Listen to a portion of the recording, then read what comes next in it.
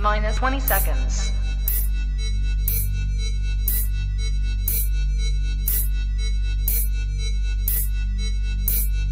10, 9, 8, 7, 6, 5, 4, 3, 2, 1, 0.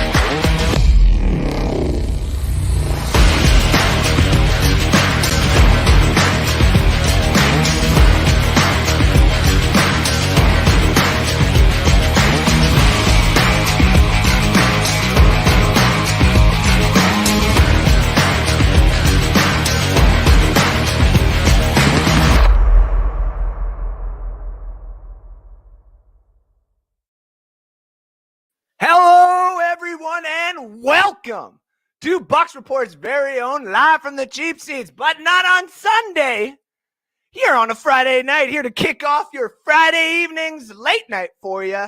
Here on Bucks Report, give you some of the info and updates and craziness that's been going on the last couple of days because your Tampa Bay Buccaneers are victorious.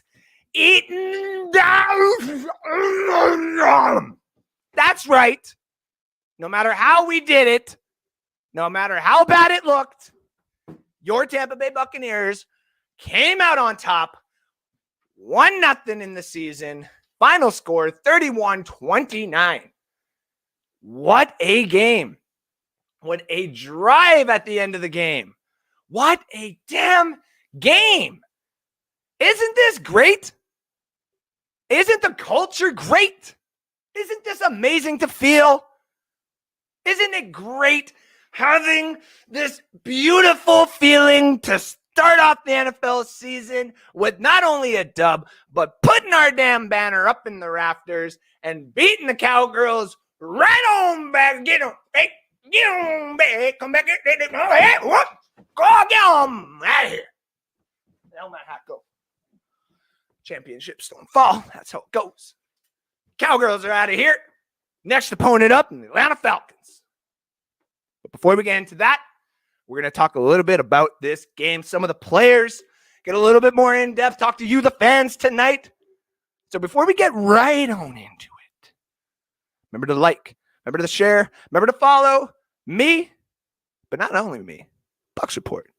Bucks Report is going to give you all the content that you're going to need this upcoming season for all your Tampa Bay Buccaneers news and roster updates and roster moves. Anything you're going to need to know about your Tampa Bay Buccaneers, we got you.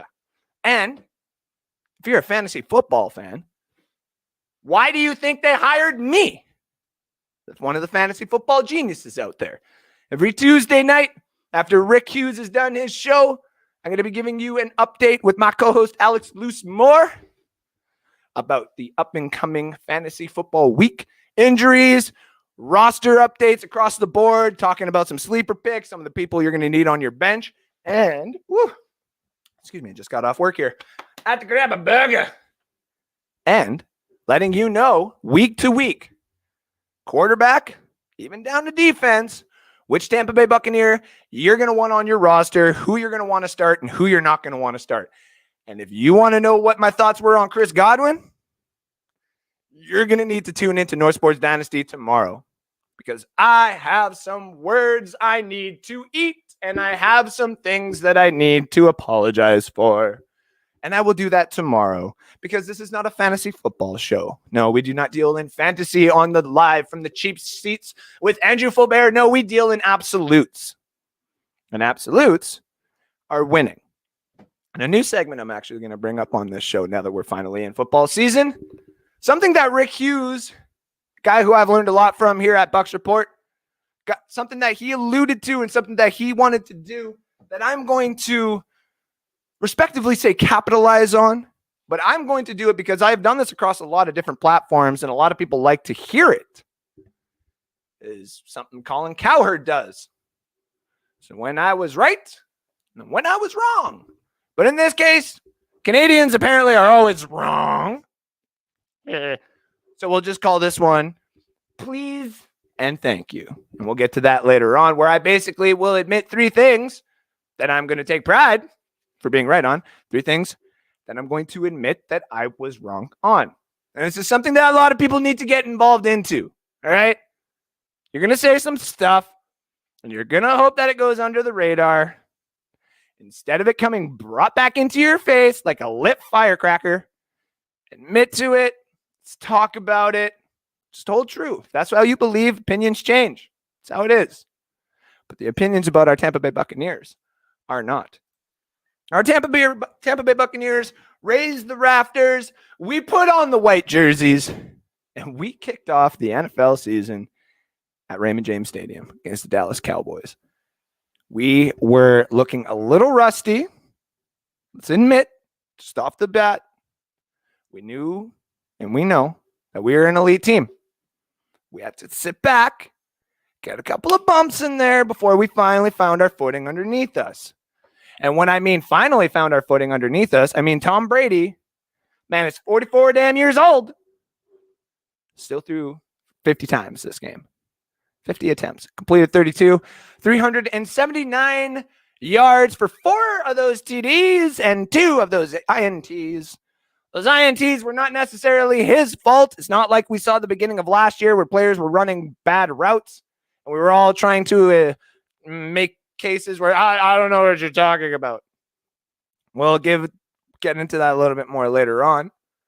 The rushing attempts were not the greatest. Leonard Fournette and Ronald Jones both only attempting 13 carries combined, both getting 46 yards. When we split it, Leonard Fournette had 32 of them, and Ronald Jones had 14. No TDs. Both had the same average. I actually had a lot of people message me about the fantasy football aspect of this, and I'm going to be dropping a nice little message tomorrow morning. You guys are fantastic. I'm not going to take too much time on this, but there is a lot of you that have messaged me with an influx of messages about who they should start, what they should do. I've even had people say, what's your Cash App, so that I can drop you some money so you can help me. And I'm like, we are way not even close to that yet. My information and my help is free, but I love all of you guys and I appreciate you all with the messages about that. We'll get to that later. Antonio Brown? What? Did anybody? A lot of people did. We're going to get into the later. Some people weren't necessarily too high on what he could bring to the team. All right. Okay. But that being said, he got 5 of those catches and he got 121 yards. One of those was a nice bomb where I saw Brady take his arm and noodle that thing. And I thought he was going to blow his down collarbone or his shoulder or something. I was so scared. And then all of a sudden, I look on the side. And I'm like, that's not 14. That's 81. Oh, no, that's another old guy. And you see those old legs. Keep on moving. And he got that TD. That was a hell of a TD by Antonio Brown. Chris Godwin got some action. Fantasy relevance for me. But he got 9 catches, 106 yards, 14 targets yesterday. 14 different targets. Had he not fumbled the ball, he would have had 2 TDs, and he probably would have had about 110. I probably would have guessed at that point. Chris Godwin was going off. All right. This guy is wanting his money at the end of the season, and respectively, he has earned every dollar of what is coming to him. Rob Gronkowski, 8 receptions for 90 yards, 2 TDs. What a great showing off for him. That one play where he kind of stopped and Brady saw it and knew, and then right down to Brady for that little route. Oh, it was gorgeous. Betting wise, I was hoping it was OJ. I could have won a lot of money if OJ Howard would have caught just 2 catches for like 18 yards. I would have a lot of money. But that's not how it goes. I would rather the Bucks win than for me to get a bunch of money. If the Bucks can win and I can get a lot of money, that would be great as well. But the Bucks are projected to win every single week. So you're not going to get too much money on that. And if you want to know exactly what I'm talking about, you got to tune in to Harry the Greek with the over and under every Wednesday, 7 p.m. my time. So it's Eastern, so 9 p.m. Eastern Standard Time, I believe what you guys is for Mountain Time is mine. Eastern Standard Time is yours. I believe that's right. Let me know in the comment section if I'm wrong. But Harry the Greek is the guy you're going to want to talk to about some of these bets, even though +6 Dallas. Mike Evans with 3 receptions for 24 yards. Leonard Fournette also had 5 receptions for 27 yards. Getting in the action too with Giovanni Bernard getting 12 yards on the catch. I was actually looking for somebody on Twitter last night who said, why the heck did we invest in Giovanni Bernard? Are you actually asking that question at the beginning of the game on the first damn game of the season? You guys got to settle down a little bit here. Okay. Not all of you. Some of the fans that we got here at Bucks Report and some of my fans here that I know are in the comment section and watching here tonight here on the pop-up edition live from the cheap seats with me, Andrew Faubert, on a Friday night. That's how it is. That's how it is. We're going to have some friends join in, and I'm also going to get some of your guys' takes here in a little bit and drop the StreamYard link here in a little bit. Just want to get through most of the game because the one thing I wanted to talk about was that damn defense. We ain't going to be holding anybody accountable for things that they said. But if you ever come on my show and drop a comment in the little comment section, just know that all those comments are saved unless you go back and delete them. But if it's a comment that I remember, I'll go back and find that comment. If it's not there and I know you deleted it, I will call you out. That's how it is. We don't like to do that here at Bucks Report. But just know this. If you take a good section of my show to dedicate yourself into driving hate into me for saying that our defense is going to be a little slow off the bat, okay? And all of a sudden they show that they were just a tiny little bit slow off the bat, which means that, am I right? No, I couldn't be. A Canadian? Blech, disgusting. No. Just means that we all are here for the same thing, and I will never admit those things. But defense was slow, and it needed to do a little bit better. But this is what happens. Our defense needed to be pushed to its boundaries last year before it's actually before it can know its true potential. Right? The year before that, it started to show what it actually could be. A very good defense. And very good defenses don't always win championships. Elite defenses do. And that's what our defense did last year, is it took that next step and it got to the eliteness. When you win a championship, sometimes you just got to take a step back, especially on defense, because now more attention is going to be drawn on you. Because you're going to find out, are you guys just slow and we have to make faster people, draft faster people, take advantage of them? Is it your run game, which... Sorry, Zeke. Pretty sure the Dallas Cowboys are considering cutting you next year. And you're not going to be making all that money that you are. Because not going to lie, Tony Pollard is looking pretty damn good as a guy who just wants to get paid half of what you're making and would take probably even half of that to be on the Dallas Cowboys for 8 years, 10 years, 12 years. You cost way too much, dude. You're gone. Quote me on it. Lock it. All in all, we lost a couple of players right now. That Sean Murphy Bunting injury, it sucks. It really does. We don't want to see any of our star players go down. We don't want to see any of our starters go down. And we don't want to see anybody in a Bucks jersey or logo go down. That's just the way it is. Reality is, this is also the sport we play. This is also the sport that we enjoy. And this is also the sport that they play to make their millions. Okay? I believe it was Winfield was going in for that hit. Arm was in the way. I don't think anybody here is going to start throwing hate on Winfield for taking Sean Murphy Bunting out. If anything, this means there's a chance for Ross Cockrell to get some opportunities here. Jamal Adams, or maybe not, sorry, not Jamal Adams. Adams in the backfield there now that we also lost Whitehead. This is an opportunity for some of these guys to show that they can get paid. It's the reality of the situation. But it also it's going to show if that's the weakness. And a lot of people were even saying in the game when Sean Murphy-Bunting went out, why aren't they throwing it at Ross Cockrell? Well, no, they had found something. They wanted to tire out Jamel Dean. Leave Carlton Davis out on an island with the number one wide receiver. We'll just toss it to CeeDee Lamb, Michael Gallup, some of the other tight ends that we have. And it worked. It actually worked. They got 29 points. And Dak threw for damn near 60 attempts. 42 of those he completed for 403 yards. 403 yards on our defense. Which, again, I'll get to later. Dak Prescott had a hell of a game. Does that look like a guy who's still bummed up in his leg? Does that look like a guy who's bummed up in his shoulder? Not necessarily. Looks like the same Dallas team from week 1 to week 5 of last year. Really solid fudging offense all around. But your defense needs work. Fantasy-wise, hell, that's a great defense. I'll take Dallas all day because of those fumbles and interceptions that they randomly get. I don't want it for the amount of points that they're letting up. I don't want to be Dallas' defense either. Micah Parsons looked like he was confused at certain points, okay? Now, our Tampa Bay team was not necessarily looking good in the second half. But when there was a minute 24 left in this game,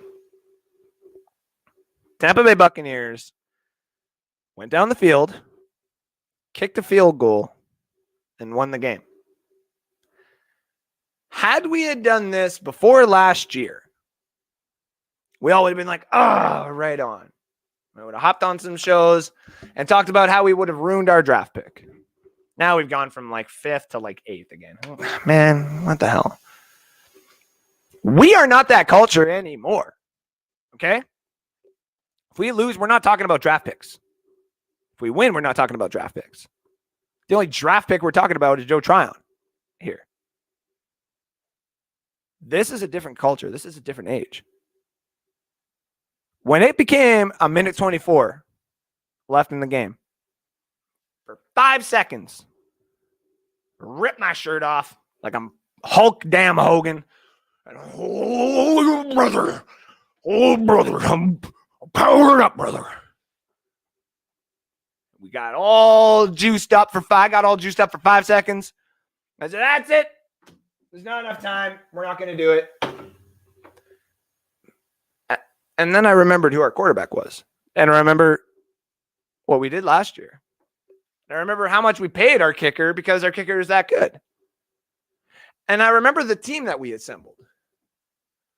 I remember the beginning of the game, the banner we raised. I remember crying for 12 minutes straight last year, right over there. When I couldn't come down to Tampa to be with all you fans, I had to be up here in Canada and do nothing except sit here and watch it cry, the way it is. We have lived through it all as Buccaneer fans, but now it's over. When it comes to having this losing mentality, I don't have that no more.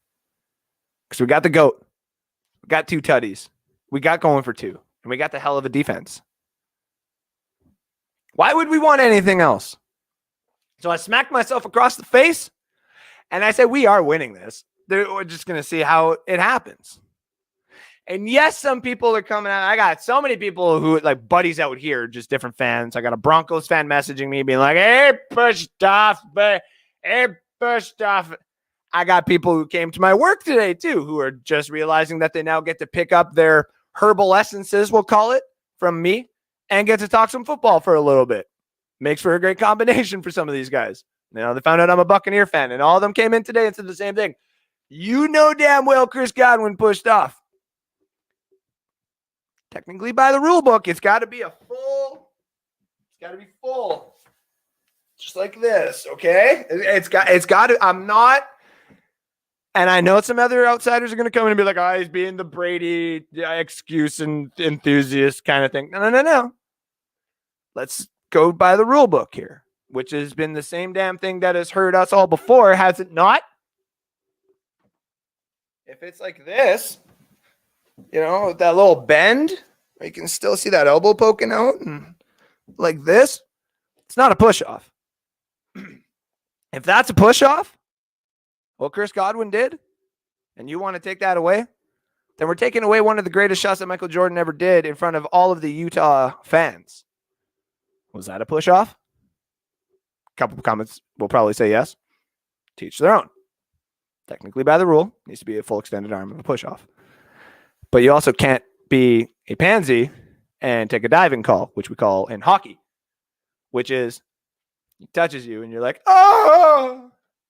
Because if we're going to take football and start turning it into football, aka European soccer here, then I'm going to probably stop watching. I don't want a flailing defense win a championship. All right? It's bad enough we got the Detroit Pistons winning championships for literally punching people in the mouths. All right? We're going to give a championship to a team that just flails on defensive side on an NFL game? I do not think so. So with that being said, we won that game. Suck Up was paid. Tampa Bay Ray begs for the leg. And $4.5 million, which I think it's close range, 4 million, 4.5 million. To get that win. It's worth it. How is it not? We're not looking for our next quarterback. He's sitting on the bench learning from the GOAT. We're not looking for offensive linemen to replace anybody about to leave. You're not going anywhere. We're not looking to replace technically anybody until they're willing themselves to leave for better money and better opportunity, which in the next couple of years, don't think there's any other place but Tampa. It's the way it is. It's Tampa Bay, ladies and gentlemen. This is our time. And we showed it last night. One of the top offenses that is probably going to go, I'm going to say top 3 offenses here. The Dallas Cowboys. Dallas Cowboys are a top 3 offense this year. You can quote me on it. Lowest would be top 5, top 10 at least. But that's kind of broad. So I'll say top 3, top 5. We came back and we beat them. Doesn't matter how we beat them. Doesn't matter the full scores. Doesn't matter the 2 interceptions that Brady's got, that I see right here. Doesn't matter that we lost a couple of players. We got the dub. We got to look on to next week. You get the dub, you finish the job, and you look forward. You be happy, of course. You relish in it for a little bit because you deserve that much. But we got to look on. This is only game 1. This is just one step into the big, big goal, which is winning another championship. And hopefully it's, we can get more of our fan bases down there. I mean, look at Loose Cannon's podcast. Those guys are hanging out 3 different locations this year. Get at them for tickets. Pretty sure they got a couple left on a couple locations, but I know 1 or 2 is sold out because those guys are fucking dope. Part of my language. But we're everywhere, man.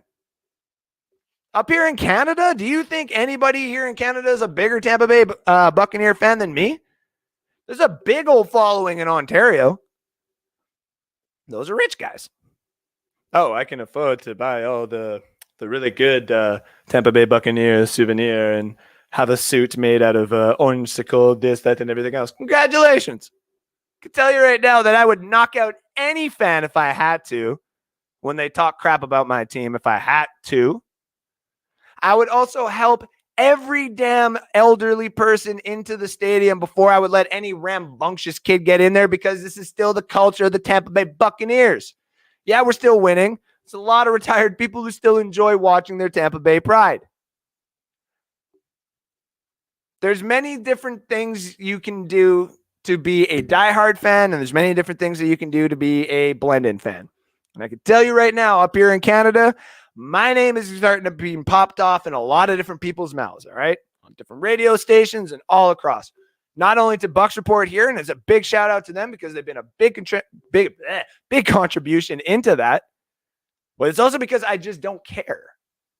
I have flaunted my love for the Buccaneers when they were crap. I have flaunted my Buccaneers through this big win. But I didn't tempt the sports gods. That's the only thing that I couldn't do.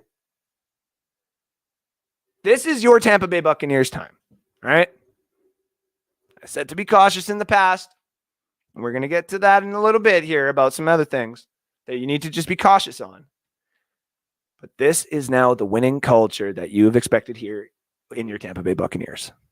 We're doing it, man. We're fudging killing it.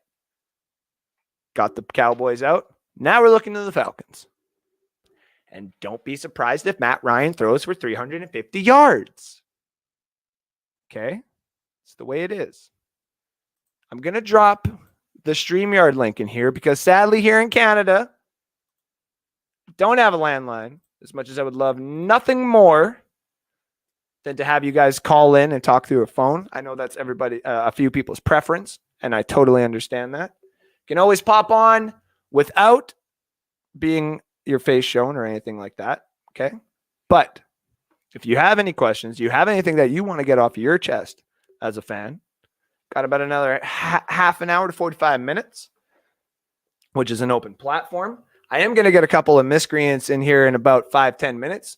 I am, however, going to want to do a little segment here. And where I said where I was right, where I was wrong, kind of something Colin Cowherd has done. And let's start off with something. I want to start off with something where I was wrong. Okay? This is something that I think a lot of people need to do. And I'm going to get into a lot of these comments here too, because you guys know that it is all about you. All right? But I want to get to the comment section here, and I want to get your guys' takes on this because I want to hear you guys drop in some things that you were wrong and you were right about. This is a chance for you to be very, very cocky in the comment section. But if you drop something that you were right about, need to hear something that you were wrong about. Okay? I'm going to admit right now that I was wrong about Antonio Brown. I actually stated to Pewter Report's own Joshua Cole Allen. I stated to an old Bucks Report writer. I didn't think that we necessarily needed Antonio Brown. I didn't. Okay? I figured we could have used Tyler Johnson in that third role and been fine. Figured we could have used Scotty Miller. I figured we could have used really anybody. Didn't necessarily need to bring in someone who was going to be a mental case of what we saw before. And I was fudging wrong. Boy, was I ever. Right? Dude, I know a lot of other people were too, but man, I was not right about that at all. Okay? We need to have those three because it gives Tom Brady the ability to be who he always wanted to be. Elite. And proven elite. He's proven it before, but he wants to prove that he can do even better. I was right. I was wrong about that. I was also wrong. About how well our offense was going to do this game. I said that we were going to have a full Super Bowl hangover. I did. For 3 games. 3 to 4 games. That we would probably get maybe 21 to 24 points. Brady 3 to 4 touchdowns, depending on what he would have to do. But we would let in a lot more points than we would want to. It's definitely wrong about that. This offense is going to be a lot better than a lot of people are thinking. I can guarantee you that. And the last thing that I was wrong about, I was wrong about Tom Brady. Get it off my chest here. Get it off the first segment of this. I was wrong about Tom Brady. I did not think that old man can throw that ball. Man, that old boy can throw. It's my exact quote that I stated to my fiance last night when I was getting right excited for this game and watching the game. Man, that old boy can throw. Damn. Like the Kevin Hart segment. Damn. I could not believe it. This if we can keep Brady for another 3 years at this pace, do we really even do we go any other route? Do we just keep doing the next till 3 years? Do we just wait until like the wheels literally fall off? And then that year when the wheels fall off, if everything falls off, are we going to accept the first round draft pick, the high draft pick? I think so. That's me. Because I was wrong, man. This guy's 44 years old. He's slinging the ball way better than some of these other quarterbacks. Accuracy, the strength, the look on that thing. That old boy can throw. And boy, I was wrong about that. I don't even know how to properly admit to that one. Unless he was right in front of me and be like, Daddy, I'm really sorry. I'm sorry. Okay. But this is also a segment where I do get to take like a little bit of credit for some things. Number one, I'm just gonna throw it out there. Because it lasted so long. I knew Dallas was gonna get that many points. I knew Dallas was gonna score 28 points. I said it. I said the final score was gonna be 33-28. I got laughed on by Steven Glasker, one of the miscreant zone, laughed at me, cut me off on segments. Could you believe that? Telling me, no, Canadian. Dallas isn't going to score that many points. I hope you're in the comment section at least admitting when you were wrong there, Steven. It's on you, buddy. But you know I love you. And then a friendly one, actually. This is a good one. This has been something that me and Harry, the Greek, have been talking for a while. I was right about Dallas covering the +6. And man, I'm very happy about that. Nice joke for being Harry the Greek that's been going on. He said, bet the house on Dallas +6. Now, this ain't me telling you all to start believing in me in bets, because if you're going to start doing that, you're going to lose a little bit of money. That's my track record right now. I am minus 53 cents. I literally have my picks for today, and I got to go check them after the show. Harry the Greek +6, and I'm like, no, Dallas is going to cover that, guys. Dallas is going to cover that. And a lot of people made fun of me. Harry even blocked me off of his show. Not blocked me off of his show, but muted me on his show one time as a joke. And much respect. It was a friendly wager. I actually wish me and him would have made an actual wager on that. But I don't. But it's the same thing that I say last year when I said the Saints were going to beat the Buccaneers week 1. I don't want all you Buccaneer fans thinking that I hate the Buccaneers. I don't. I always want them to win. I don't ever want them to lose. But as my show kind of partakes to, I look at all the teams that are out there, and you got to judge your team. I am a gambler. I like to look at the analytics. Okay, certain things that you got to do. You don't always bet on your team to win, but when you got a hunch and they give you money and they're teasing you to do it, that's when you kind of do it, in my honest opinion. So, and also, I'm just gonna state this. I was right that I would turn my fiance into a Bucs fan. Oh, here we go, ladies and gentlemen. That's right. The hottest Canadian up here, besides me, obviously. Greatest 4.5 you've ever seen. But my fiance is now a Buccaneers fan. It said it couldn't be done. It's been done. The ceremony happened last night, and it was absolutely plentiful, beautiful, whatever you want to call it. I said it would happen, love. I told you. I love you. Mwah. So this is my little segment where I was wrong and where I was right. What I did wrong, what I said wrong, what I said right. So drop in the comment section everything else that you want to get off of your chest. And remember, if you want to admit to something that you were right about, you want to be all about it, I ain't going to put it up unless you have something right beside it that says that you were wrong. I ain't even going to put it up. We ain't playing that game on this show. And before we get some of these people to hop up on the show and talk to me about, some stuff, get through the comments here. Johnny Dean says, what's up, guys? Christopher Cole, what's up, everyone? Christopher Cole, the winner of the Braden Point puck, signed and certified on the North Sports Dynasty show. Going to be sent to you here in a couple of weeks when I actually have the cash flow to get and sent it to you. I knew that game was going to be close. And props to you. I know you were saying that through all the spick in the mud, I guess you would say before, too. Well, as it stands right now, we're the only undefeated team in the league. You're damn right, David Mosier, we are. It's going to take a few weeks to get it going. I have said that too, week 3 or 4. I think that Patriots game is going to be the big kicker. A lot of people saying it's the Rams game.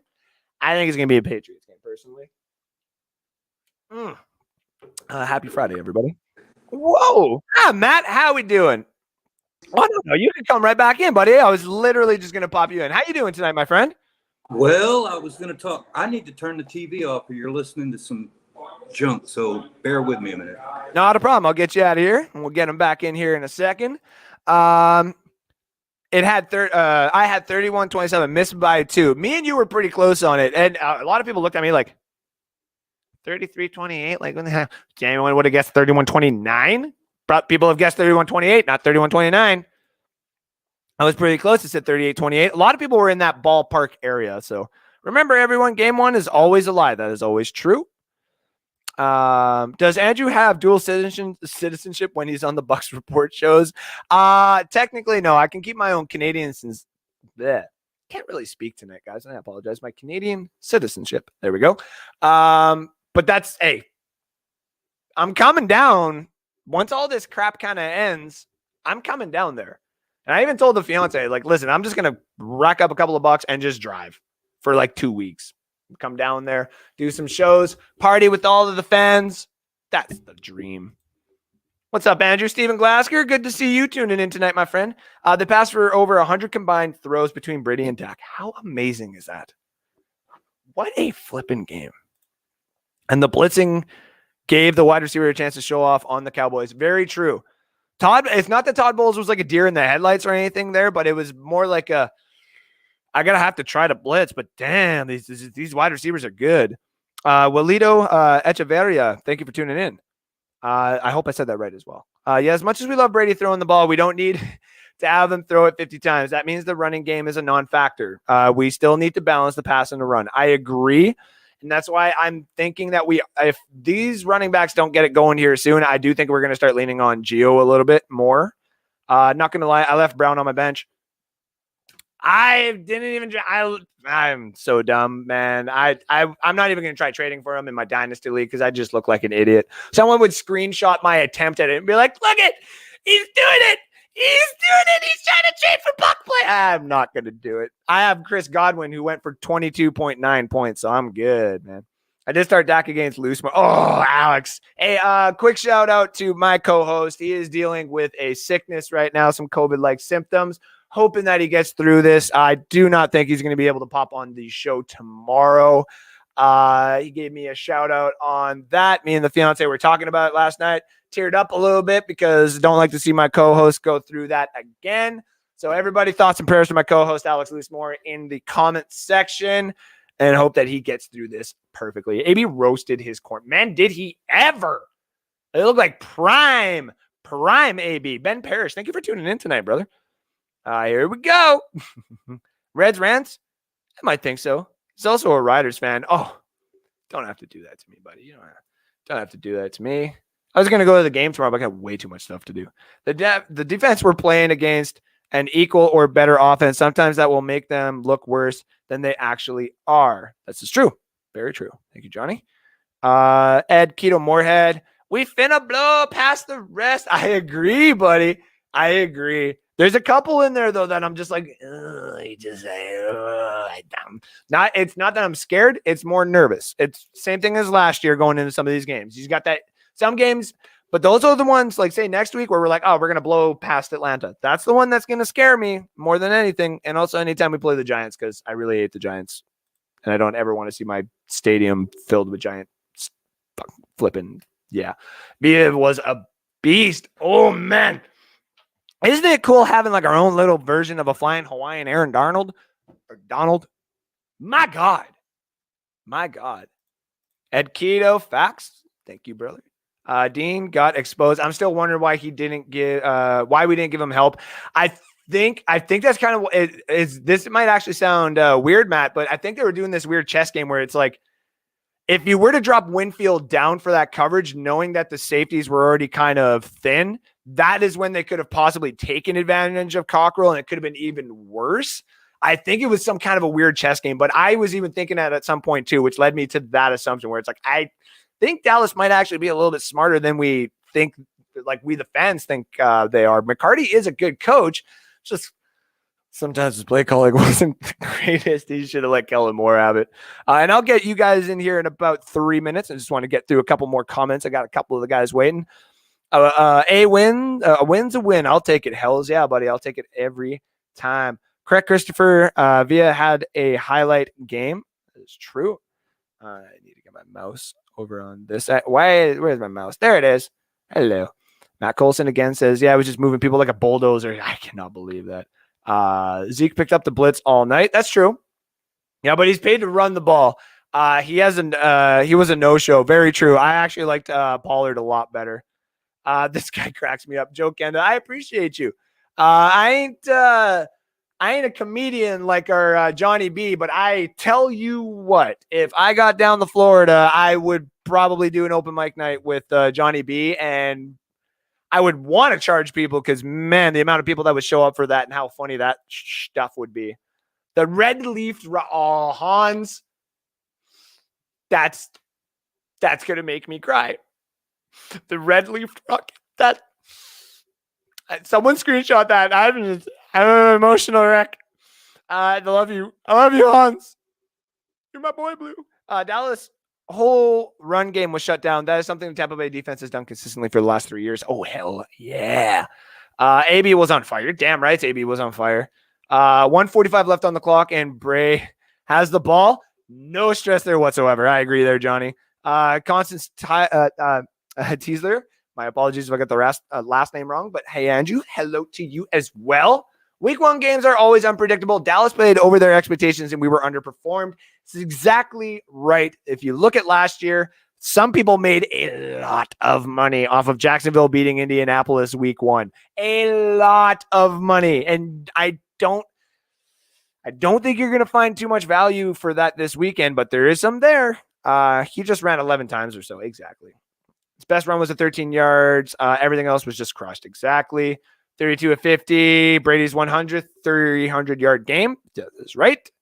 That was not a push off. Godwin boxed him out, and the defender just tripped. There was no extension. Exactly. Dude, this, okay, to here is not that. This is not that. Fudge yeah, Matt. Fudge yeah. I'm getting you on here soon. Don't you worry. DB was falling before contact, actually. Yep. I saw that too. Yeah, he was. Game planning needs to get a lot better. Little Super Bowl hangover. Just we'll get back there. But thank you for tuning in to Passio. Brady and Breeze are the only 2 quarterbacks in history with 100 300-yard games or over. That's insane. Too bad one of them is Drew Brees, though. 6 wasted throws at the end of both halves and a Hail Mary. Dumb football. Sorry, I choked on my laughter there. That was true. Smart at the end, though. Very smart at the end. I'll get those off put them on the stat board. I don't care. But that Hail Mary, I don't understand the call, but I get it. Let's go. Breeze grew hair. Oh man, Matt, I can tell you right now, I hit the wrong button last night because I had a couple of drinks. And man, if I would have been able to get that one video I had taken of Drew Brees, I basically zoomed up on him on my TV and I was like, hey, look at, I understand the one Super Bowl and I get all the millions of dollars to talk about it and I go, hey, I did it. My army made the noodles. Like, oh yeah, it was hilarious. I was killing myself laughing. I hate that guy and the Saints. Wonder how much he paid for those follicles. Hey, who knows? Aleem Anderson says, we've got one problem this season, Jameis Winston. Starting for New Orleans, he will be a problem. The only reason he will be a problem is because he knows some of the defenders, but the problem is he don't know Devin White, though. But I know what you tried to do in there. I know what you tried to do in my comment section. Did Andrew just say he was popping off in a lot of people's mouths? Damn. How does the pretty lady feel about that? I mean, you're going to make me say it, Johnny. Come on now. Atlanta versus Tampa will be a great game. As always, got to love those divisional rivals. Yeah, but you're going to lose, Kyle. Loser. Love you, buddy. Thank you for tuning in. I think everyone was wrong about Brown. No. I listen. When people say things on the show, and if I remember who says it too, I always give them a shout. Shout out to Joshua Cole Allen for stating that. And shout out to I think it was Harry or Rick. I want to say Rick too.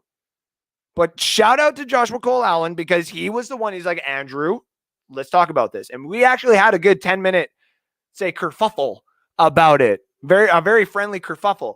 And I was very impressed with the things that he was bringing up. And I don't want to say stuck in my own head or anything like that, but I was like, the guy's older, man. Like, we got young guys coming in. And he was very adamant. So I give the credit where it's due, man. Great show, brother. Love the energy you bring on the daily. Brother, I love you, man. I love all of you guys coming in, watching me. This crazy Canadian, man. It's what I do. It's what I do. I'm locked up in this basement. Kids are 2 stories up above me. Can't necessarily hear me. If they do, it's only because I get into a major rant.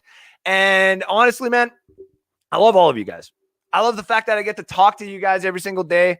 It's also like a tease, man. Because every time with Bucks Report, you get to meet Harry the Greek and you get to meet some of the other guys from Bucks Report down at the restaurants. I don't want to get them wrong. So if anybody knows what restaurants they are, just drop them in the comment section there and let everybody know. But the day that I get to come down, like for 2 weeks, I already told my fiance, the pretty lady, 1 week is work.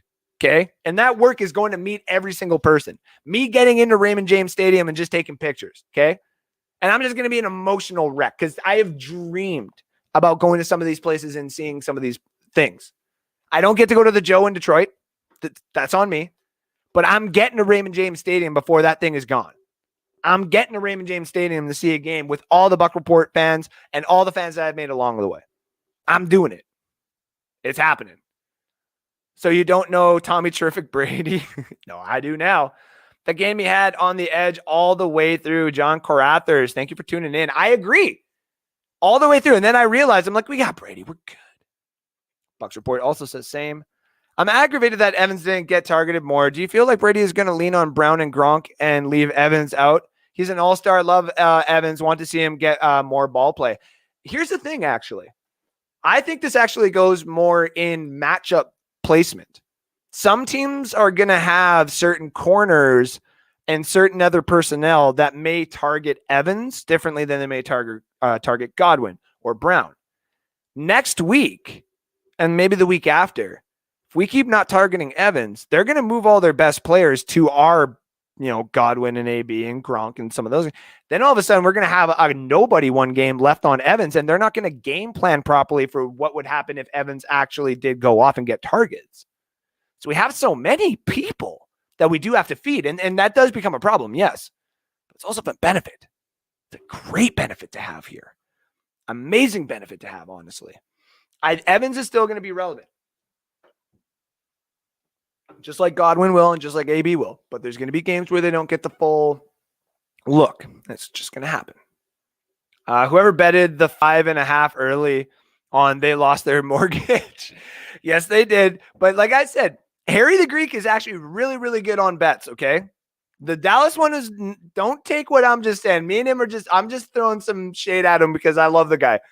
The only reason I'm giving him any heck is because he is so good. And it's the one that I was like, nah, I'm calling you out on that one. So, Alim Anderson, he will never be a problem. Winston is a screw up and always will be no threat at all. No. You don't want to say that. He can be. He could come in and do a little bit of damage. We just got to be careful. Alice, get better, dude. Send him out wishes, fast recovery. Loving that right there. Learning how to close games. That's another big one, Ben Parrish. Damn right. Choking on laughter is the most Canadian thing ever. Also, that's my fiance there too. God, she looks damn gorgeous, doesn't she? I think Stephen Glasgow was the most pro-Brown. Okay, yes, maybe it was then. I know Rick and I were not in favor. Thank you. See, look at the honesty we got going here. So that's where the props to Stephen Glasgow for that. Okay, kerfuffle. Kerfuffle is now the most Canadian thing ever. There we go. They had him in the barbershop getting his haircut or whatever it is. Watching your show from Hanford, California, repping my Bucks gear at the gym, smiling at the Cowgirl fans, saying who's next. Oh, Ben, I appreciate that, man. That actually makes me feel good because I'm actually trying to get I'm skinny as all hell, dude. I'm trying to get back into the workout routine here, look a little bit better because my fiance looks hella good. She's gonna leave me one day for somebody that's gonna be jacked as all that kind of stuff. So even though she's going to come in here and tell me otherwise, Evans was targeted in short yardage far more than ever before. So I see him being utilized in a lot more situations this season. That is true. And we love Harry the Greek. That is also true. All right. Mac, how you doing tonight, buddy? Apologies for the wait. What's that? I said apologies for the wait. Just wanted to make sure I got through all those comments. And by the time it looked like I had gotten through all of them, I did one little click down and it went a grand. I was like, oh no. Yeah. So, and we also got people are listening. That's yeah. Listen, all the fans that we got in here from Hans, Ben, Aleem, Christopher Cole, all those guys. You guys are awesome. And I love every single one of you. I'm a little let down on Hans Gruber though. He should have named you the Ginger Al Qaeda since he's on me all the time. I had forgot about that. A man that I also did not want to forget about. The man, the myth, the legend himself, to give his take on the game and also wanted to join in on the conversation tonight. The dude himself, the dude Meister. How we doing tonight, boss man? Can I just say a couple things here real quick? First of all, Matt, good to see you, brother. Andrew, dude, check you out, bro. It's good to see. Does that mean we're getting 3 straight days of Faubert? Yep. You got me tonight. Lord. You got me tomorrow for some fantasy football talk with only fantasy football, basically. And then I'll be live Sunday night to give basically an update about the Atlanta game and to have a little bit more fun. So, absolutely. Dude, hey, can I just say, yesterday we saw a lot of great performances on the field the whole day. But I think the MVP, as was pointed out earlier tonight, the MVP was that rapid regrowth of hair on Drew Brees' head. Absolutely. Shout out to Drew Brees' hair doctor. We would like to talk to you about a sponsorship here at Bucks Report. We feel as though we do reach a large male pattern baldness audience and demographic. Now that we got that out of the way, hey, great job tonight earlier, Andrew. Way to let your hair down. Now, normally I would say you might be too young for this reference. I know Matt will get it, but here's what I will say. I know you'll get this stuff. Most people your age wouldn't.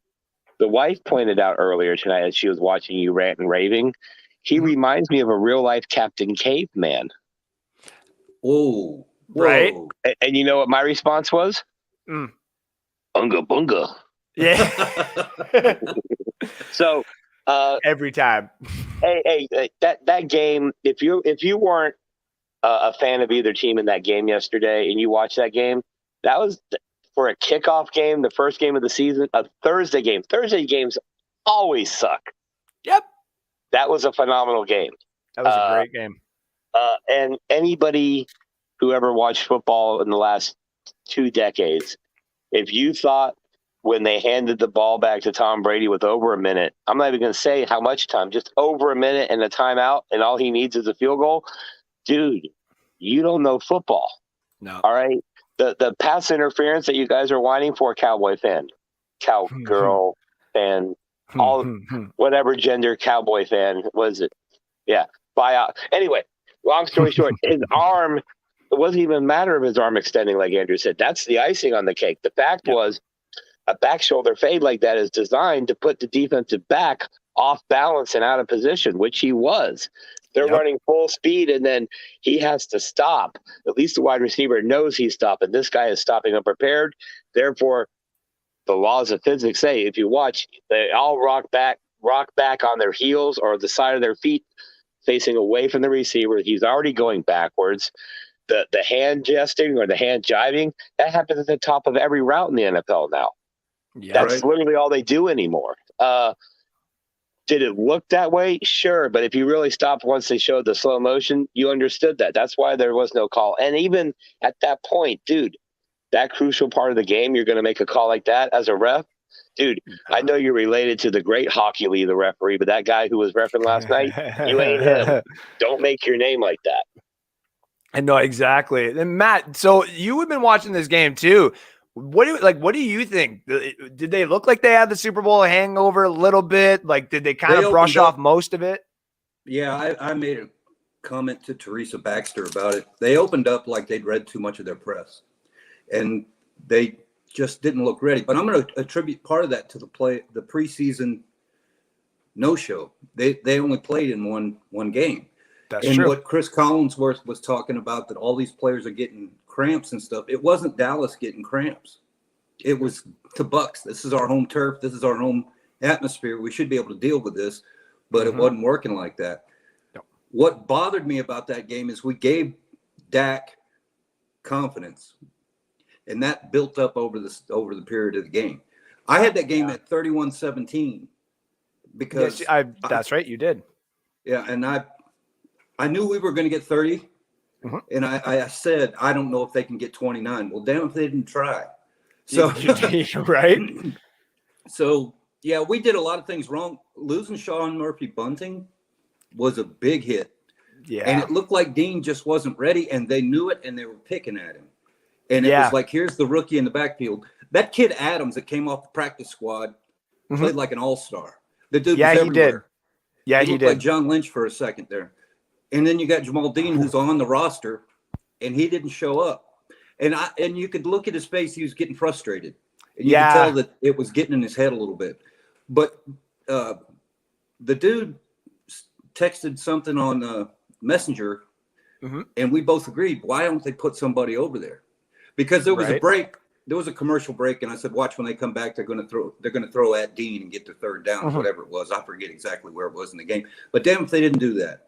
And if my dumb ass in Oklahoma, third down Dean yesterday. What's that? He was third down Dean. Every time they had third down and they had to throw it, they went at Dean's direction. Yeah, it was ridiculous. And I'm surprised that Todd Bowles didn't do something to correct that.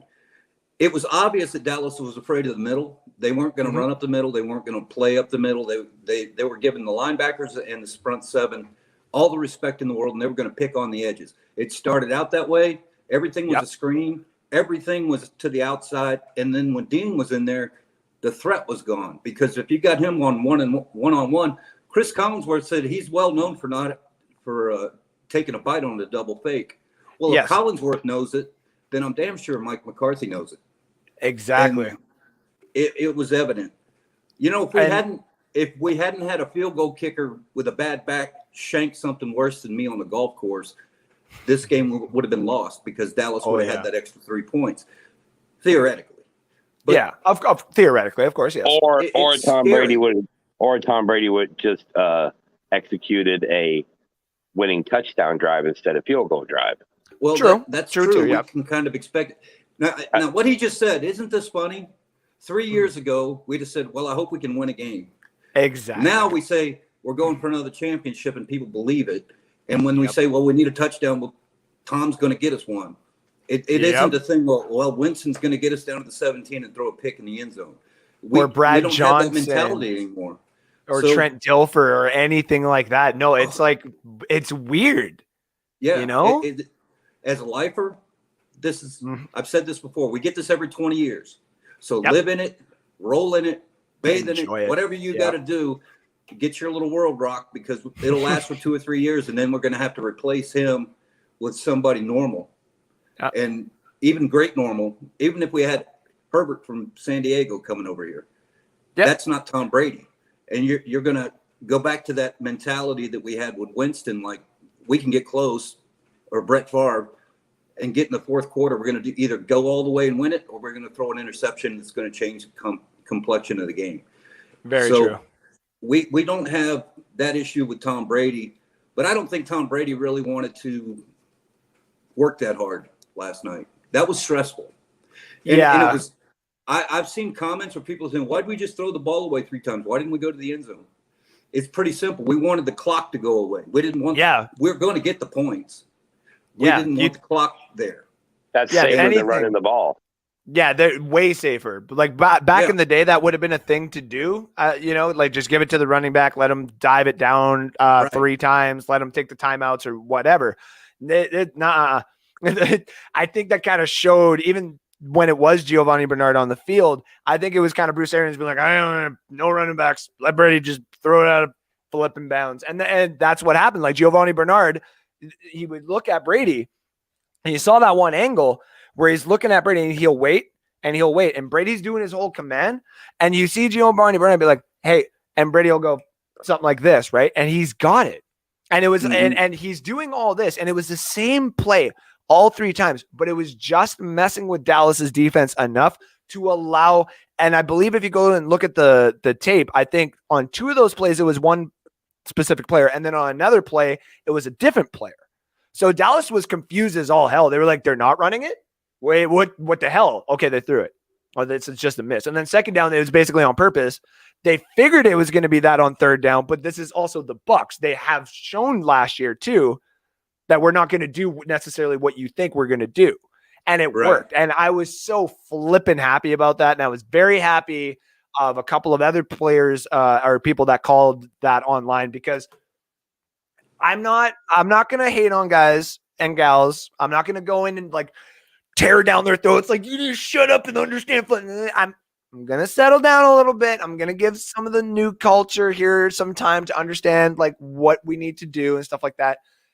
Sometimes people say on social media or whatever, they haven't seen it before, right? They're used to seeing the norm of whatever.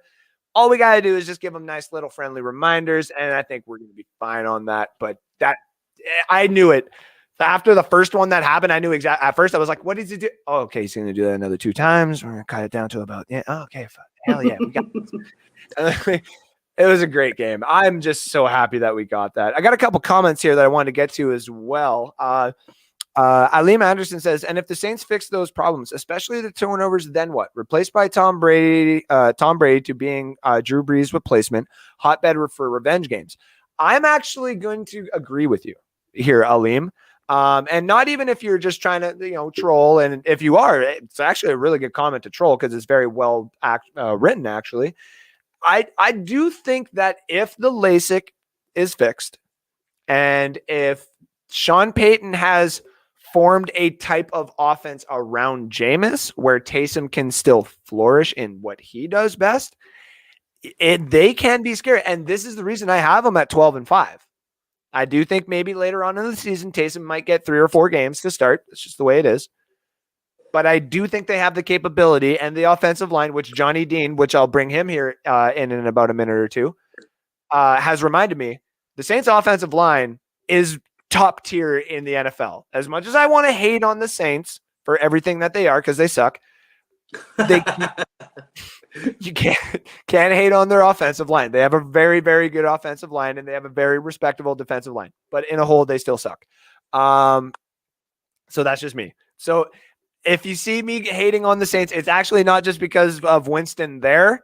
It's really not even him. It's just that whole organization as a whole. So call the NSA. It's y'all kinda is what Han there said. he is. There he I'm going is. to change that on my banner. I'm just going to put that down there. I like that. The last 130 was awesome. Ben Parrish said that. I agree. I think everybody was loving that last 130, man. Jinja Kaida. Hey, you know what? By the look of this beard, too, I mean, yeah. I've had people, I got a new job and I sell, I'll say herbal essences until I get full permission to say the real word on this show. But I had people come in and be like, oh my God, your beard. And I'm like, yeah, it's really nice. And I had one lady go and be like, has anyone ever got lost in your beard? And I'm like, yeah, my fiance. And she goes, oh crap, cool. Can I grab some of the, it was quite nice. I'm like, thank you for that. It'd have been great if you could have pulled like somebody out of your beard and handed, here you go. Yeah, here you go. That game was genius on part of the NFL. I was so against the Bows as our first game. I was wrong. Hey, there you go, Johnny Dean. We'll get him in here, like I said, in a minute. Appreciate that. Well, it's nice to finish another one under the lights. I agree. I love games under the lights, man. They targeted everyone who was in one-on-ones. That is also true. Todd Bowles was just smiling on the sidelines. Also very true. That's dumb. Never saw that with the Patriots. Fair. That's fair. And they should have just took a knee and then spiked the ball. Well, we took a big risk in getting somebody injured by running those plays. In a way, though, David, if you did see the way that those plays were rolling, like the way that they were doing it, they were kind of going soft core vanilla. And the way I say is vanilla is they weren't necessarily going out there to like hit on anybody or anything like that. Every time Giovanni Bernard went out there, it was just being touched by another player. And even at that case, too, that's a suspension and a fine on the player if they were to do anything bad, right? So can Winston make a smart and quick decision? Possibly. No. I know a lot of people on Bucks Report, and maybe not to say Bucks Report as a whole. I don't want to put them on a category like that, but people at Bucks Report, and I know a lot of Buccaneer fans are going to say that. I think if he is given the opportunity and Sean Payton can make him a better quarterback than what Dirk Cutter did and allowed with the offensive line, I mean, there is a chance where he can be. We just have to see. So let's get the Dude Meister back in here, but let's also bring in the NFL edition with Johnny Dean, bring in the core of the crew in here for a last 15-minute breakdown of the game and fun chatter on this Friday night. And just a reminder to everybody here while I got all these guys on, check out Fuck What You Heard on Wednesdays with Gene Thomas, 7 p.m. Eastern time for you guys. We also got the Hard Count Football live on Tuesdays with Mr. Jacob. I was going to say Johnny. With Jacob Charnell. Speaking of Johnny, since he is here, I'm just going to full screen on him because I got to still get that picture up for you, Johnny. Johnny Dean in the NFL edition is live up on Thursdays with my co-host Alex Loosemore, talking all NFL. And as you can tell by Johnny Dean's eyes, put him up there full screen. He is a customer of the Herbal Essence company you work for. Very true. And also in the comment section, shout out to my co-host who is just currently battling COVID right now. Shout out to him and everybody. Leave your thoughts and prayers for him. We also got here at Bucks Report the Over and Under on Wednesdays night with Harry the Greek, 9 p.m., which is 7 p.m. on my time. And also, What's Cooking in the South with Rick Hughes going on Saturday nights, 8:30 p.m.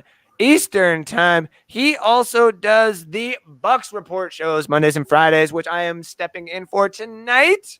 A little bit later tonight, obviously, just so that I was at work, so my apologies. But he does the Buck Show with the real Rick Rants Mondays and Fridays. And we got some other guys like Johnny B, even though this one says Sunday nights at midnight. I think he has moved to Tuesdays. I am correct, right, dude? It's actually Wednesdays at 5:30 p.m. Live here on Bucks Report. Thank you. That's what it was. Hey, no problem. Y'all got to catch his little song he put together for the game. If I had enough time right before this show, I would have put it up. I'm going to get all of the goulash and hypothetical stuff all ready for Sunday night after we have a nice little talk about the Atlanta Falcons and a couple updates about, some of the games that happened over the Sundays. So, I have a question, teacher. Of course. Actually, for all the guys, even the red-eyed dude right there. The Buccaneers. Not Jordan White. Whitehead should be in next week, but Murphy Bunting's out 3 to 5 weeks. Correct?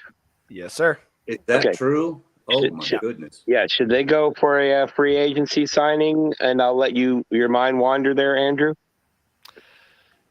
Because I'm going to create a rumor. You ready for a new segment? The dude creates a rumor. Give it. What you got? This is in conjunction with Rick Hughes. Okay. Here's the rumor. The Buccaneers need help and depth, if nothing else, at defensive back, correct?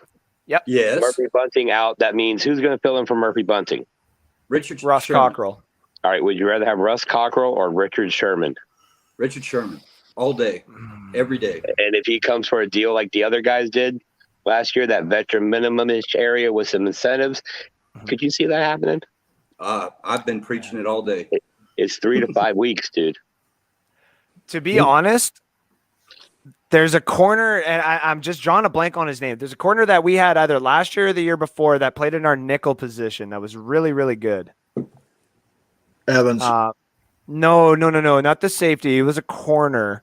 I want to say Johnson or something like that, and he ended up getting paid somewhere a little bit. But he usually came in as our backup corner and as our nickel position. He did really, really good. Andrew Adams. Andrew Adams was a safety. I know we've had him, and he's also came in and Well, popped in. yeah, but Andrew also played that nickel position too. Okay, so it was Adams, and it was the guy that had the full-time position before him. I'll have to pop it up, or I have to get the name for everybody after the show. But if anybody knows, or anybody else knows who I might possibly be thinking of, just let me know in the comment section. But he was really good a couple of years ago. He was underrated. He got cut just because of the new roster and regime that we were bringing in, obviously, with this championship caliber team. And I think he started getting lost with grace because he was really good. But then we got 3 corners that end up, being really, really, really good. So, but yeah, I'll let Matt go just because, and Johnny, because I'm torn. What do you think, Johnny?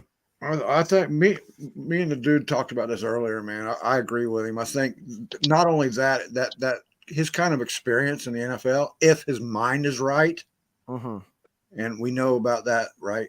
He's been going through some troubles himself here lately. This is if true. his mind is right, he'd be a great teacher with them young cornerbacks and stuff also. That is a very good point. I don't mind the Richard Sherman one. So, my point with the Richard Sherman thing is, he's old and he's lost a step or whatever the cliche is, right? He's still got the knowledge, experience. If you can get him at a veteran minimum, when Murphy Bunting comes back, he becomes more rotational or situational. So. A guy like that, he's not going to have to play every snap like he normally did. And let's be honest. We weren't sure if Leonard Fournette was a fit till late in the season. He became playoff Lenny. That's a very, very good point. And granted, Leonard Fournette's young. This guy's old. But what I'm saying is Richard Sherman's been sitting and hanging out. He's fresh. Veteran minimum, I would do it because, we can't give up that many that much yardage through the air. We can't let teams continue marching up and down the field. That's my point. Also, because you need that field general on the field in the secondary, just like you need Levante David and JPP and those guys on the line to get everybody placed right. And that's the one thing we have been missing, and we've been giving up a lot of yards. Even last year, we gave up tons of yardage in that secondary. It's not due to the people's that are out there's athletic abilities. It's just due to positioning and getting in the right spot at the right time and recognizing what they're saying. Yeah, and Sherman's got the history behind him. He may be old, he may have lost a step, but he knows how to play the position. Yeah, Sherman like Rondé Barber wasn't as fast when he got towards the end of his career, but he still was effective because he knew how to play the position. Rondé Barber was never fast. He always knew his angles. That's what made Rondé Barber great. He knew those angles and he recognized what he saw. And Sherman would be able, like you said, Johnny, he'd be able to instruct people like Jamel Dean and show them where they're messing up. Even though there's probably 3 coaches that are going to be talking to him tomorrow. Andrew's like, damn it, dude, did you have to bring in a topic like this? No, not at all. This is a really good topic because I'm actually sitting here because it's not. I want to make. Well, Richard Sherman a week ago was talking about I'm still available. It was on a Bleacher Report blip that he's still looking for a team in case people forgot. So I would have to think that if he's putting that out there to the press that he's in shape and that he wants to play. And I think what the dude said about the way his position would work through the year after Sean Murphy Bunting comes back, where he's just a spare extra. It's good for playoffs perfect. And stuff. Yeah, and so he's not a problem in the locker room. I don't think. I've never heard of him being disruptive. He's been a teacher everywhere he went. Actually, Yeah, if anything, that off the field stuff, I think would kind of be like the Antonio Brown stuff, where it's like if you're going to enter our locker, you can shut the hell up, and if you're going to do any of that kind of stuff, it's Right. almost like when Tom Brady walked in that locker room, all the shenanigans stopped. Yeah, right. Like all the drama, the head games, the stupid. Oh wait, it's after 10. The stupid shit, all that, it just stopped. Yep. and because of that, good things happen. So with that being said, because I got three guys here that would say Sherman, and I did see David said something about not there, and I'll get his comment in a section. And thank you to everybody tuning in right now. I it's not that I disagree because all the Sherman points are great. We do have a couple of guys that need to show off, and I understand that they're like say practice roster guys, they're backups, stuff like that. The guy who had a great preseason game there, D. Delaney, even number 43 there who was in last night, even Adams. If we start going after, and I guess it'd be kind of doubling down. If we're going to go after veterans, like pick up one veteran to replace, and this is just based off injury, totally understand. If we're going to replace that because of the way that it was played, like we can't have that kind of yardage and stuff like that, I would double down and say maybe you should get another veteran as well to be in your running back committee. And I'll get to that in a second. But if anything, I want to see. No, I have a different one, but I do think, and that's kind of where I was going to go. With our corners, though, I want to see the rookies do good first, just like I would like to see Giovanni Bernard and Keyshawn Vaughn and the other guy we got on our roster get some more carries first before we would start looking at any veterans. But that's just me. If this is win now mode, we're bringing in guys and bringing in bodies that are going to prove themselves and they're going to get in there and they're going to win now. I would make two calls then. You go call Richard Sherman, you get him on a veteran minimum, whatever it takes to get him in there, whatever, sure. Make sure everything on the offseason stuff is as best put aside as you possibly can. If it is, sign him. And then I would also get Adrian Peterson, kind of like what Johnny was saying. A lot of people, He's 57 years old. But man, he was. Here's the thing, though. AP the last couple of years has been in situations where he hasn't been able to be he hasn't been as banged up as he would have been, say, in Minnesota and some of the other places he's been. He still has a couple of years left where he can give you a couple of really good games. AP has also been known to actually been like he can catch the ball. You go look at his highlights back in the day. Some of those really great runs that he had was because he caught that ball. I mean, yeah. Brett Favre just loved throwing him the damn ball too. Like that was really cool to watch. The other side of it, though, is AP basically put it out there in the summertime where he's like, I want to go to a championship team. And I'll sit here and I will be ready for when that championship team is ready. And and this is just me. No one here at Bucs Report has any sneaking suspicion or any insider report or anything like that. But this is me looking at the writing on the wall as a Bucs fan and being around a lot of people who are very, very smart here at Bucs Report and people who have been guests here at Bucs Report. I wouldn't be surprised if we have the same type of thing happen next week against Atlanta with our running backs and even against the Rams if we don't start calling maybe AP by week 4 and say, get ready for week 6. And that's just honestly me. I think that's a long shot because you got Gio Bernard and there's your experience there. Every year we've had that veteran presence in the running back room, but we don't play that style of football. So I don't know how effective AP would be or Gore or anybody else actually. But the secondary, the reason I go with Sherman is because that's the only group on the team where there isn't that experienced guy. Exactly. Get people in place. And you see what that experienced person has done on every level that there's been from JPP and Sue on the defensive line. Look how that improved. To quarterback, we don't even have to talk about the quarterback. The wide receivers have vets in there. Everybody, every position on the team has that vet presence, except for the cornerbacks. And I think Bruce wanted to let that kind of flourish into itself, though, right? And that's kind of the reason we let Vernon Hargraves Right. go. They're only going to go so far without Exactly. that vet presence to put them in the right. You got to be on the field. I mean, the coaches are great Yes. at getting them prepared, but you have to have somebody on the field to look at the defense. And Sherman's seen every freaking defense. He's the Brady of the secondary right there. Very true. He's seen every single defense that you can throw at him, and he can get those guys in place and teach them the angles and stuff. You know. Mm-hmm.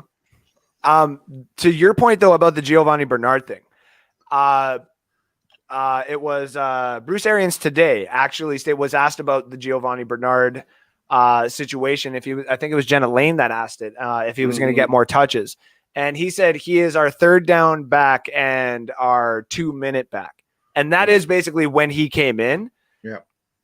Then he also said that we don't throw to our backs. We've got a bunch of good wide receivers. Exactly. So but the funny thing is, so he's the 2-minute back and third down back. So he's the back you trust in the clutch. Right. Aha. So that's why I'm thinking if they were to ever, if I think they got that trust on Rojo and Lenny, but it's on, and I don't want to say on a short leash or anything like that, because that's kind of rude, but I think they're not far from being benched because of some of the mistakes that they've made. Though Fournette, anytime he does,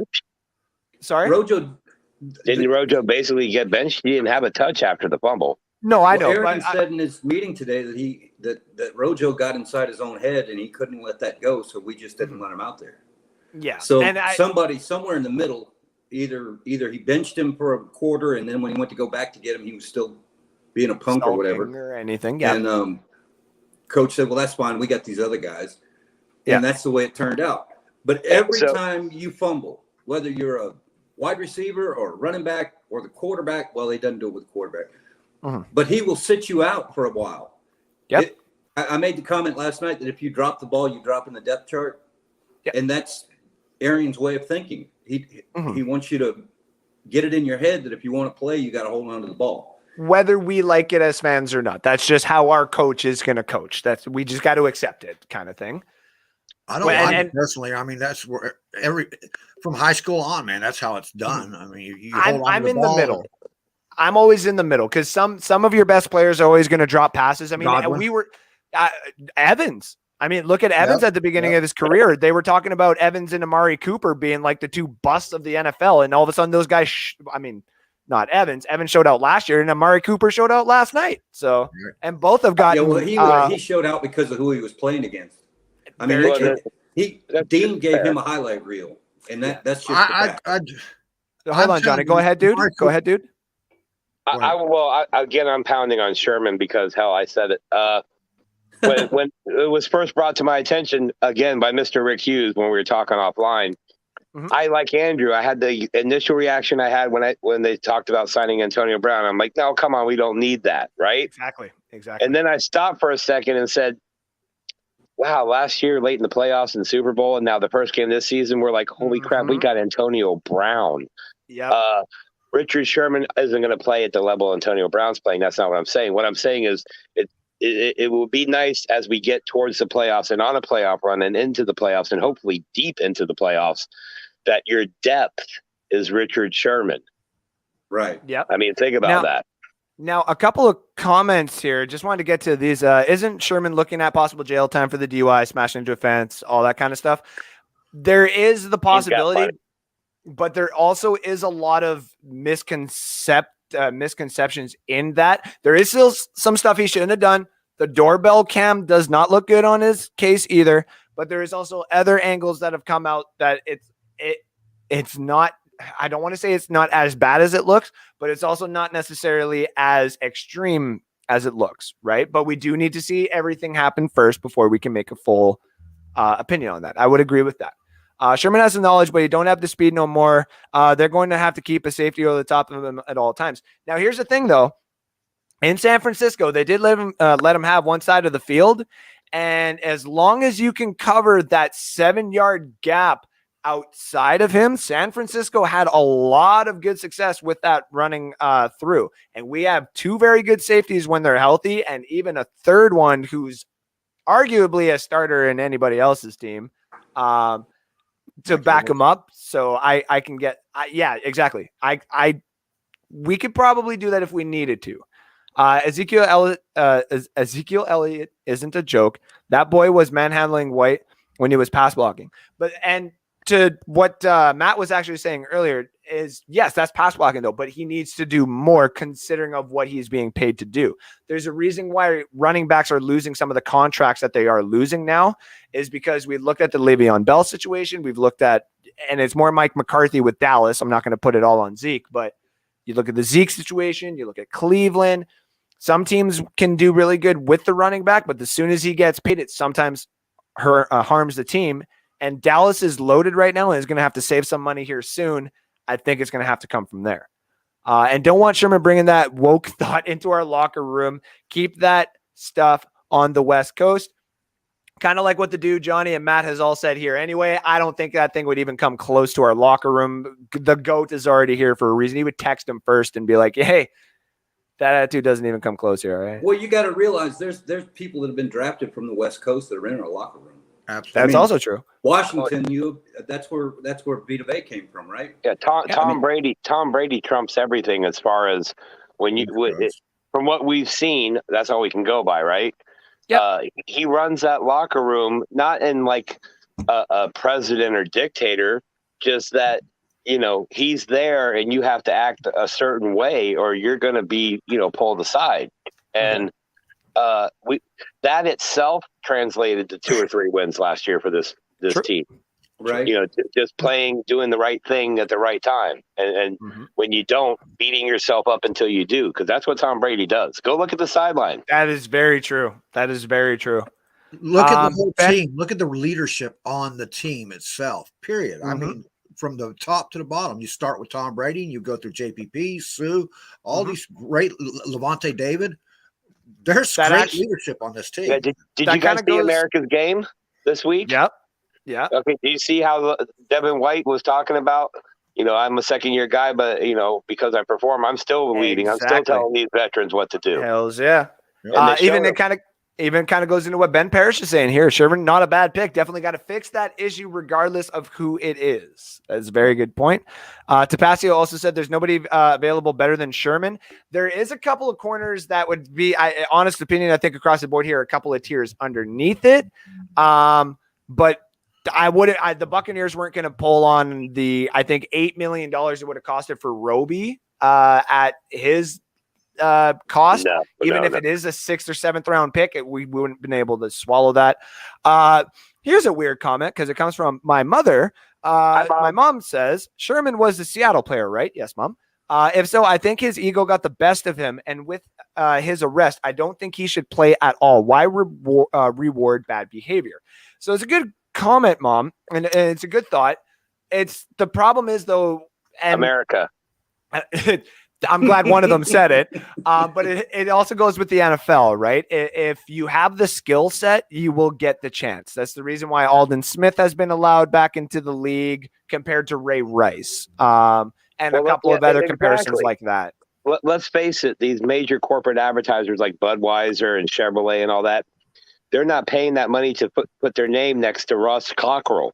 No, that's they want that graphic above Tom Brady's head and above these big guys' names' head. So if these guys are on big contracts, they're not going to – I'll put it this way. First of all, in America, not a lot of rich people go to jail. Okay? Exactly. And now neither do a lot of celebrities. Now when you're both and an athlete, that's 3 things on your side that you're not going to jail. And if you do, it's going to be that, well, he's got to go in for this weekend. He'll be out on Monday, though, and then he's scot-free. And it is what it is. We've already we're numb to it. Or the glove didn't fit, so things like that happen. With Richard Sherman's problems with outside the team, I don't even – those are mental issues. The guy tried to commit suicide by cop, okay? Yes, so those are mental issues, and I'm not even going to touch my toe into that. Well, of course they're going to do their due diligence on his legal background, what's going on with that, what it could happen, what his mental condition is, and all that. I mean, I'll put it to you this way. Blonde mustached Antonio Brown was cuckoo for Cocoa Puffs there for a minute. Oh, right? yeah.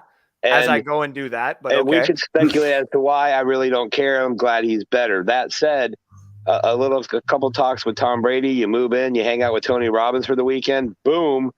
Dude, if you saw him last night, he was clear-eyed. He was focused. And dude, he was running routes that I went, wait a minute, that's Madden. That doesn't happen in real life. Yeah, dude. Some of the moves he was making, the separation, you could see him and Tom Brady have that thing that Brady and Gronkowski have. It's just a connection. Right? Yeah, Evans and them just don't being in have the it room yet. with the right kind of people can help your mental stability also. Exactly. David also says, it had to bother Rojo a little because after he fumbled, they benched him for however long. But when Chris Godwin fumbled, the very next series is when the very first pass they threw to Godwin. And I don't see how either one of our running backs are going to get into a groove or even our offensive line run blocking when you only run the ball, I think, 11 times. So I have said this before. I'm not going to start naming names on anybody else on any other shows or anything else. There's been people who have not say made a living or anything like that, but they've made a following right now of mocking the running back by committee, and it's all Rojo, and have stayed on that high horse and stuff like that. And honestly, you guys got to start coming down from it. I love Rojo just as much as anybody else. I love anybody that ever puts on the Buccaneers jersey. I don't care who it is. I don't care. You come to the Buccaneers, I love you. Even if you suck, I give you the appreciation until you're gone. And then after that, then we're going to have a debate about the greatest of all time. And I have literally those lists right here where I'm going to put them up here so they can actually stream at the bottom what we have voted one time, because that's what I do on my show. But for all those people out there who keep thinking Rojo's going to get, the big payday and lead this team, I hate to break it to you. He's not going to get the big payday. He may lead this team, but it's going to be at a discount rate, and it's probably going to be with 3 other guys hounding for his job. Look at what the Buccaneers did in the draft last year. Look at what they did in the draft the year before that. Tyler Johnson fell through their lap. We got to replace Godwin possibly somehow. JPP's getting old. And Shaq's going to want a big contract possibly that we're still negotiating. Going to have to go get Tryon. You mean to tell me if the Bucs win the Super Bowl next year or have the 31st overall pick or any of those top tier picks that they wouldn't go after possibly the best running back that's available? Najee Harris fell to 23 to the Pittsburgh Steelers last year. If the Buccaneers were to have an opportunity to get an all-star running back that we haven't had since the likes of Matt, name one. Leonard Fournette. Cadillac Williams. Johnny, name one. Leonard Fournette. Dude, name one. Eric Rett. Sure. The great running backs of the day. All right. We've only had a couple, whereas other teams have been able to hold rafters and celebrations for a couple of the other running backs that they've had. Okay. We haven't had that many. We've had flashes of 4 to 5 year greatnesses. We haven't had the great running back. I feel like that's a low-key dig at the Lions. I mean, I love my co-host. Okay. But here's the thing. We're going to be drafting at 31, 32 overall from now on. That's the way it is. The Buccaneers are winning the championship next year. What do you think we're looking at? The replacement for Rojo and Fournette and Giovanni Bernard.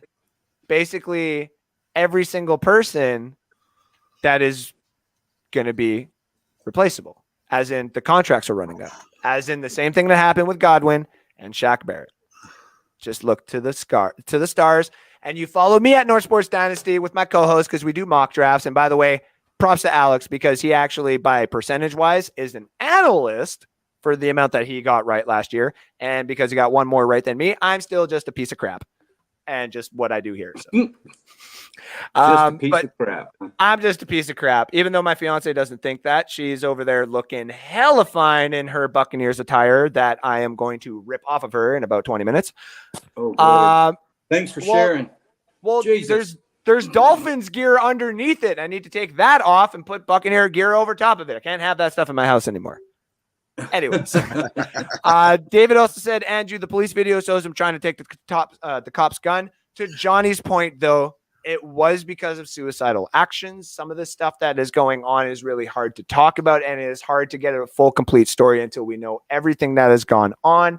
All we can do is take it from the police's side and what Richard Sherman was dealing with, and just hope that if he does come to our team, everything has been completed on the off-field side of things, and he comes in here with an open mind. I understand, but stonewalling the person everybody said was the best linebacker last year is pretty damn. Hey, no, I will give you that, though. I'll give you that, David. I'm giving you that because you're not wrong.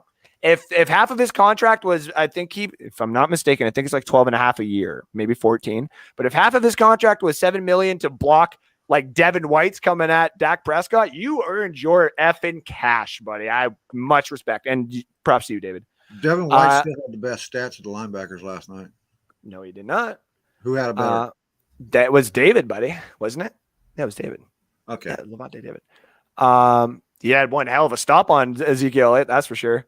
David Mosier said, Andrew, you better agree with what your mother says. Listen, I didn't expect my mom to just randomly pop in here and start asking questions about Richard Sherman, but that's just what she does. Okay. So, Drew Pagones, thank you for tuning in, says, I was actually impressed with the offensive game plan by the Cowboys with Dak. People are complaining about our defense, but we won't play many offenses that have that much talent throughout the season. You're also not wrong. Next game.